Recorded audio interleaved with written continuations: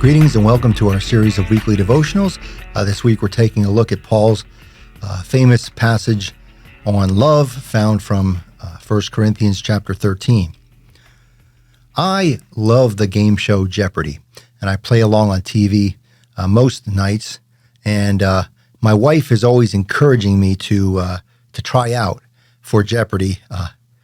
I think I would be too nervous to actually do that.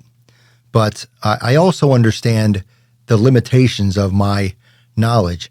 Some nights I do great if the categories are things that kind of fall into my wheelhouse, like religion or the Bible or sports or literature or history, something I'm interested in. But of course, if the categories are something that I'm not really passionate about, well, those nights I don't do very well.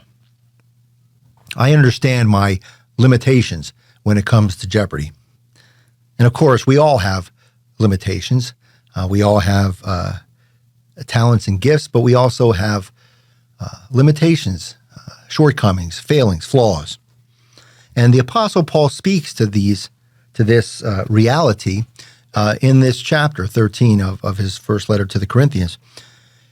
He talks about children and mirrors to describe these limitations. Now, of course, in our day and age, it's important to advocate for children, and a good parent will respect their children. And of course, in the church, we teach that children, people of all ages, have a lot to offer, and kids are no exception. Kids can offer a lot to the community.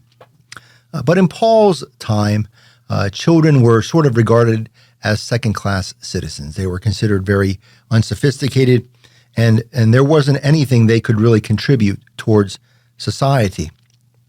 And so when Paul says, I thought like a child, I reasoned like a child, I acted like a child, that's what he's speaking about, limitations.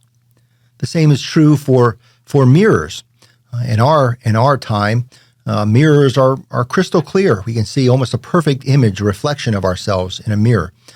But in Paul's day, mirrors were more like looking at yourself in a spoon or a smudged up window. And so when he says, for now we see in a mirror dimly, again, he's speaking of limitations. And this is important because he's talking to the community in Corinth about their spiritual gifts. And instead of competing against one another and trying to figure out who has the better gifts or the most gifts, Paul says we all have limitations when it comes to spiritual gifts, knowledge, wisdom, prophecy, speaking in tongues. There are limits. The one thing that there are no limitations on, though, is love.